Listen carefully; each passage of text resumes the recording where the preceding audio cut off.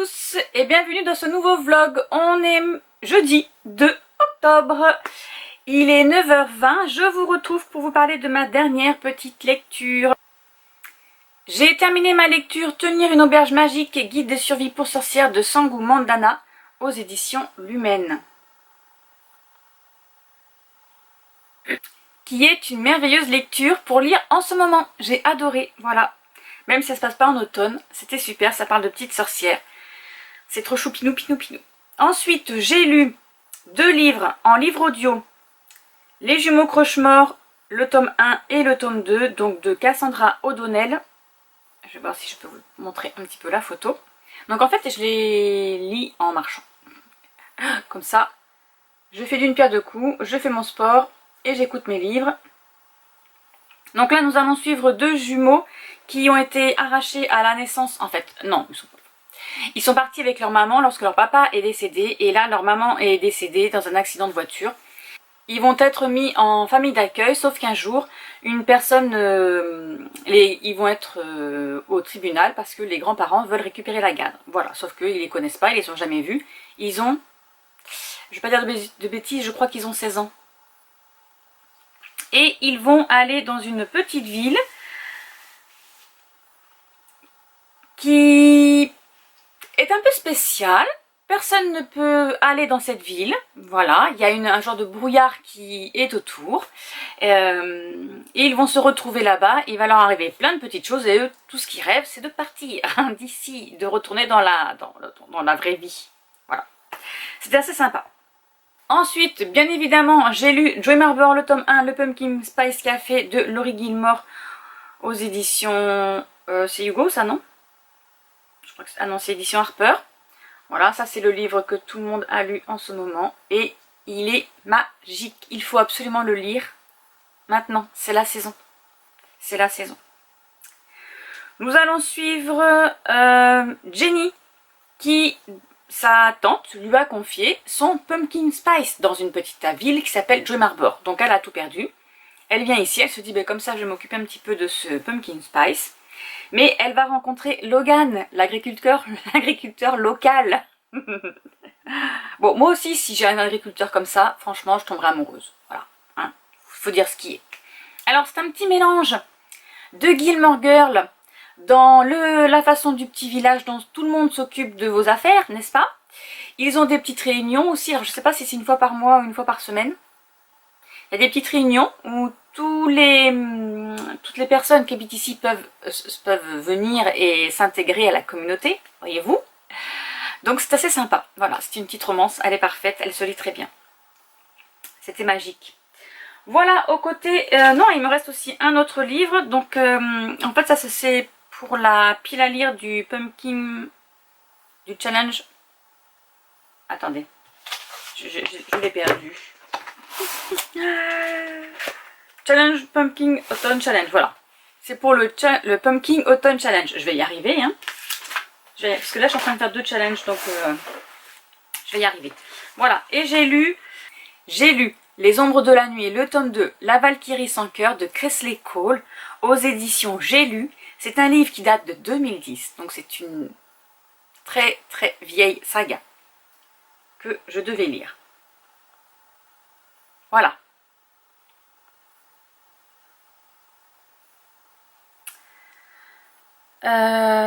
Et c'est Kedorine. Nous allons suivre Sébastien Worth, qui a été transformé en vampire il y a 300 ans et il reste catatonique dans son château, on va dire, parce qu'il a perdu ses frères et en fait il attend que la mort arrive, sauf qu'il est victime mortelle, donc forcément ça va jamais arriver. Mais nous avons Kedorine qui arrive pour le tuer parce que Kedorine est une Valkyrie et les Valkyries tuent les vampires. Voilà. Ça va pas se passer comme c'était censé se passer. Non, il va y avoir une alchimie entre eux.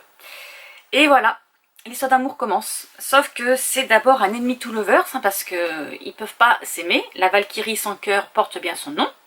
Elle n'a pas de cœur parce qu'elle a eu une malédiction quand elle était plus jeune. Et en fait, elle tue tout le monde, enfin les vampires, sans aucun état d'âme.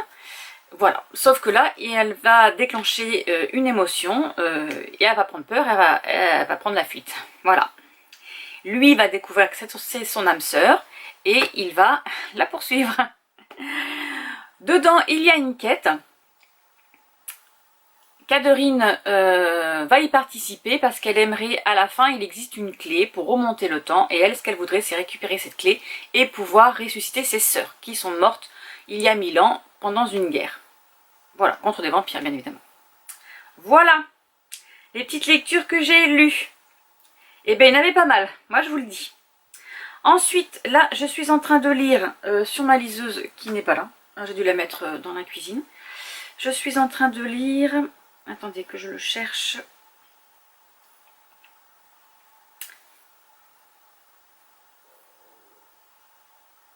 Apprenez à faire le café. Swords, le tome 10, testé et approuvé de Charlie Cochet aux éditions MXM Bookmark. C'est une histoire MM. Donc c'est l'histoire de Dex et de... Donc Dex et Dexter qui est un policier humain qui a intégré une équipe alors ils appellent pas ça des métamorphes, ils appellent ça des terriens. Donc en fait il y a un humain policier pour un terrien et en fait lorsque le terrien, donc c'est l'homme qui se transforme en animal, donc lui son mari c'est Sloan, ou Sloan, moi je l'appelle Sloan, je crois que c'est un tigre. Si ma mémoire est bonne, il me semblait que c'était un tigre. C'est le chef d'une unité spéciale. Et en fait, lors de ces unités, comme ils sont en binôme, le terrien il va se transformer en son animal. Il va, alors en général, ils sont appelés pour des missions qui incluent des métamorphes. Voilà, ils ne s'occupent pas des humains. Les humains, ils se débrouillent avec le FBI et tout ça. Eux, c'est leur unité spécifique. Et une fois qu'ils sont transformés en animal, le temps qu'ils reviennent en humain, ils ont besoin de soins, de nourriture spécifique, voilà, donc leur moitié humaine, leur coéquipier humain est là aussi pour s'occuper d'eux à ce moment-là. Voilà. Sauf que c'est le 10e tome, donc forcément, il y a des choses avant. Dans le premier tome, c'était eux, voilà. C'était Dex qui va tomber amoureux de Sloan. Alors Dex c'est un petit humain épais comme ça et Sloan c'est un gros baraquet forcément parce que c'est un tigre, hein, voilà. Et Dex il fait plein de bêtises, voilà. Il fait plein de bêtises et ils vont tomber amoureux tous les deux. Et là on est dans le 2e tome, il s'avère que Dexter va développer des pouvoirs. On ne sait pas pourquoi parce qu'en fait, lorsque le terrien devient amoureux, et bien en fait ils ont fait une cérémonie magique, on va dire, voilà, et du coup Dexter devient un peu plus rapide, il a moins mal, voilà, bon, il lui arrive des petites choses comme ceci. Voilà, là je suis en train de lire celui-ci, donc j'aurais fait, j'en suis à 4 lectures, voilà, c'est ça. Est-ce que j'ai fait un menu complet? Automne frissonnant, il me manque donc celle-ci et une autre lecture, ok. Automne extraordinaire, ben c'est pareil, en fait j'ai lu, ah non, automne rayonnant j'ai rien lu. Bon, ben, il va falloir que je me dépêche, bon là j'ai le temps, hein, c'est jusqu'au 30 novembre. Il me reste 1, 2, j'essaie de lire un livre par menu, 2, 3, 4, 5, encore 5 livres et j'ai lu, et j'ai terminé mon Pumpkin Autumn Challenge. Voilà, mais j'ai d'autres lectures, n'est-ce pas? Parce que j'en avais mis 2 ou 3, voire 4 par menu. Et dans le challenge cocooning automnal qui a débuté le 1er septembre, non, qui n'a pas débuté, j'ai des bêtises, non, le 22 septembre, oui, on est en octobre, Marilyn, c'est pas grave, ça va bien se passer. J'ai lu, mais je crois que le Joe Marbor, voilà, en fait partie, c'est bien ce qui me semblait quand même. Et il y a Swords aussi, bon, alors je vais les noter, comme quoi je les ai lus. Bon, lui par contre il y a plus de menus, on en a 6, et dedans il y a 6 sous-catégories. Ça va être un peu plus compliqué, mais on ne sait jamais. Si j'arrive à les trouver en livre audio, ce serait pas mal. Donc Joe Marbor, je l'ai lu, et là je suis à Swords. Après je crois que j'en avais pas d'autres parce que c'est des lectures autres. Bon, voilà, j'aurais lu cela. Par contre, ça ne fera pas de livre papier. Il va falloir que je lise des livres papier parce que j'aimerais bien diminuer ma palle papier. Voilà côté lecture. Ensuite, je vais aller installer mes tasses d'automne dans mon petit meuble, ma petite étagère. J'attends, je devais aller faire des courses, mais en fait, je viens d'avoir un message comme quoi j'ai une livraison qui arrive entre 11h et 14h. Donc autant vous dire que je vais rester là. Voilà. Ensuite, j'irai nourrir mes animaux. Et puis, je ne sais pas, je vais commencer, je vais peut-être faire un petit peu de DP. Ou je vais peut-être commencer un projet point de croix. Je vais faire ça. Allez, je vous laisse et je vous retrouve plus tard. Regardez, mon chéri a fini son manège à sensation. Hier soir, donc il a pu me débarrasser ma table. Bon, je pense qu'il n'a pas totalement terminé. Parce qu'il en est là du bouquin. Il lui reste encore ça. Mais il a installé la télécommande. Pour jouer. Voilà, parce que les gens ils viennent de là. Ils vont faire du looping, tout ça. Voilà, du coup j'ai pu installer ma petite nappe d'automne.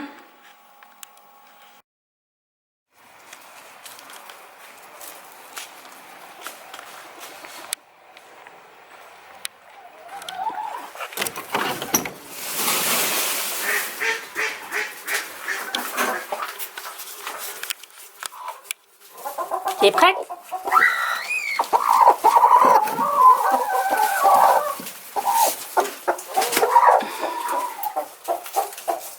Et voilà de petits œufs. Oui, parce que sinon madame elle reste dessus, elle me les chauffe. Une petite caille. Ah, il y a un œuf de caille.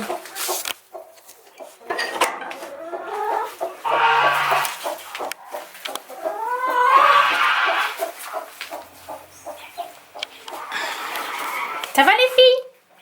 Oui? Oui?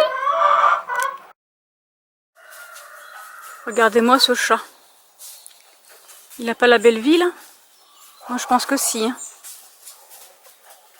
Hein, va. Il a belle vie le chat. Et oui.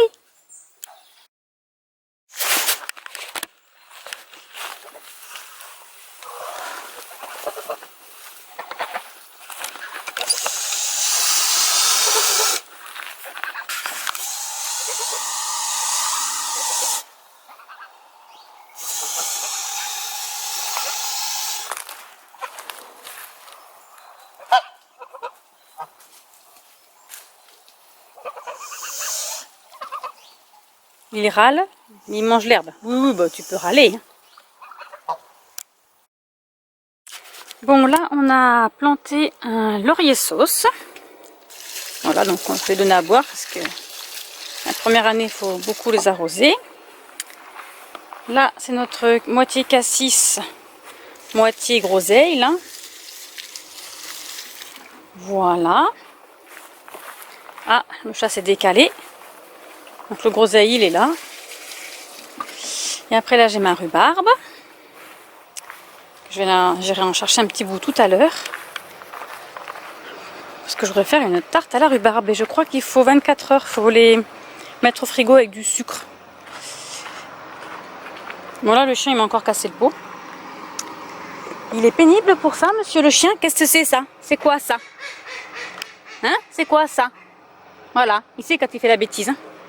Donc là, nous avons de la lavande. Et là, je crois que ce sont les géraniums citronnelle. Voilà, c'est ça. J'en ai deux là. Je vais leur donner à boire. Et là-bas, je crois que c'est de la verveine citronnelle.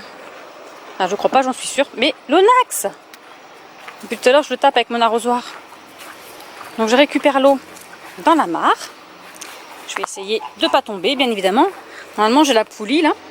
Mais Carrie l'a enlevé parce qu'il a enlevé toutes les feuilles qu'il y avait dans le fond. Non, l'onax, c'est pas toi qui tombe, c'est moi. Enfin, pas toi qui tombe. Je n'ai pas non plus l'intention de tomber. Hein. C'est juste que lui va dans l'eau. Et c'est plus facile avec la poulie parce que c'est plus facile pour remonter. Mais là, je ne l'ai pas. Allez, je vais arroser un petit peu tout ça. Et mes choux aussi que j'ai là-bas. Voilà, donc je vais m'occuper de ça. Hein, le chien? Eh oui. Allez, t'es prêt? Où est-ce que je vais te lancer? Non, oui, là-bas il y a des feuilles, donc voilà.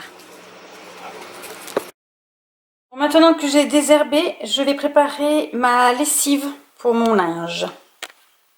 Donc là, moi j'achète du savon de Marseille que je fais en coco, que je râpe avec mon économe. Voilà. Là, actuellement, je mets de l'huile essentielle de la lavande et puis bien sûr du bicarbonate. Allez, c'est parti. Voilà, pour ce soir, une petite salade de gésier, petit cœur et chèvre chaud.